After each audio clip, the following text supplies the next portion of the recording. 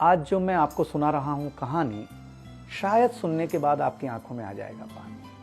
ये कहानी लगन, समर्पण, निष्ठा और साथ की है।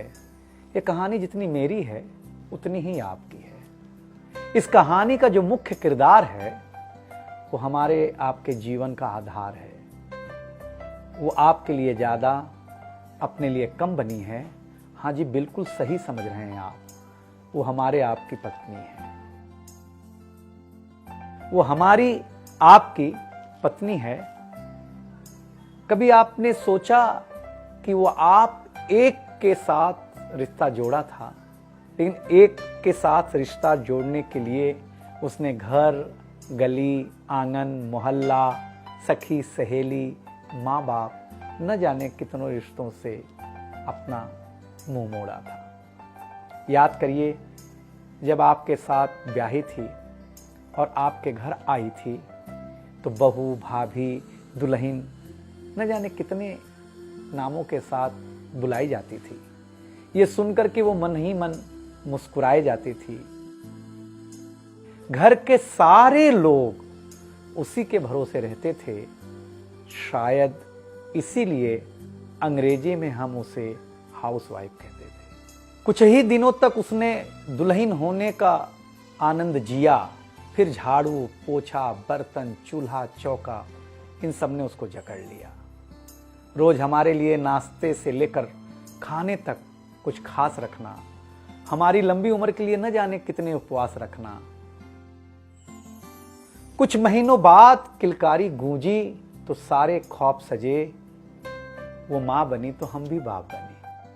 जैसे जैसे वो उम्र की सीढ़ियां चढ़ती गई, जैसे जैसे वो उम्र की सीढ़ियां चढ़ती गई, जवाबदारियां कुछ न कुछ रोज बढ़ती गईं। एक तरफ बच्चे पे नजर, दूसरी ओर मैं ऑफिस के लिए लेट न हो जाऊं इस बात का डर। सब कुछ बराबर हो, कुछ रह न जाए, और इस बात पर भी ध्यान कि गैस पर रखा हुआ दूध कहीं बह न जाए। घर वालों की फरमाइशों का चूल्हा जो एक बार चलता, घर वालों की फरमाइशों का चूल्हा जो एक बार जलता, तो कब सुबह, कब शाम, कब रात हो गई उसे पता ही नहीं चलता। इन व्यस्तताओं के बीच समय का चक्र कुछ इतना तेजी से चला, मुन्ना कब मनोज हो गया, मुन्नी कब सुमन, पता ही नहीं चला। अब तक जो था प्यार, अब उसने अपना नाम बदल करके रख लिया था तकरार।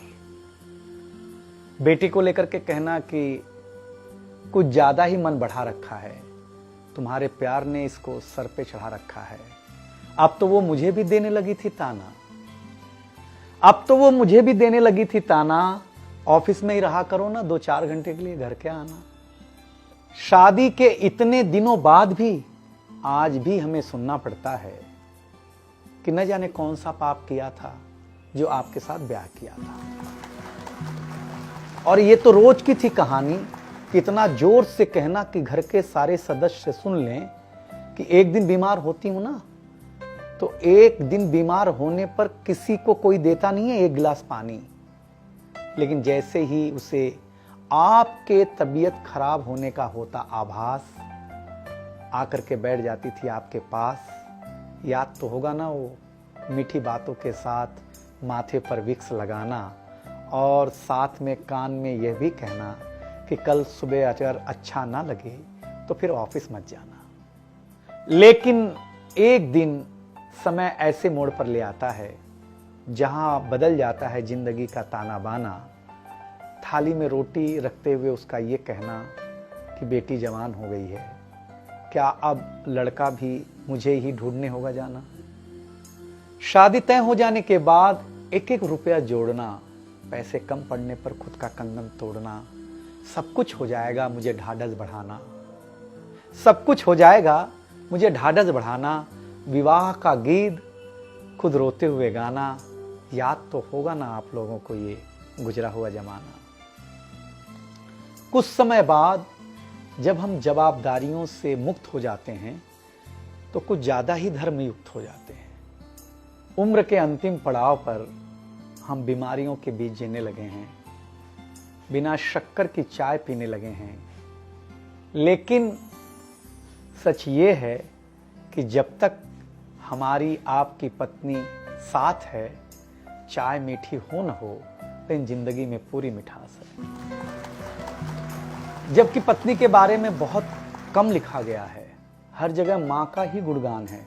मैं मानता हूँ कि माँ महान है, लेकिन आपके जीवन में आपकी पत्नी का भी महत्वपूर्ण योगदान है।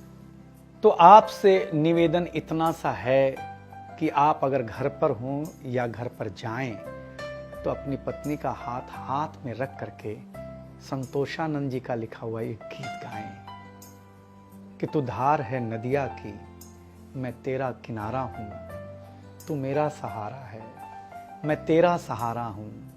आंखों में समंदर है, आशाओं का पानी है, जिंदगी कुछ भी नहीं, तेरी मेरी कहानी है।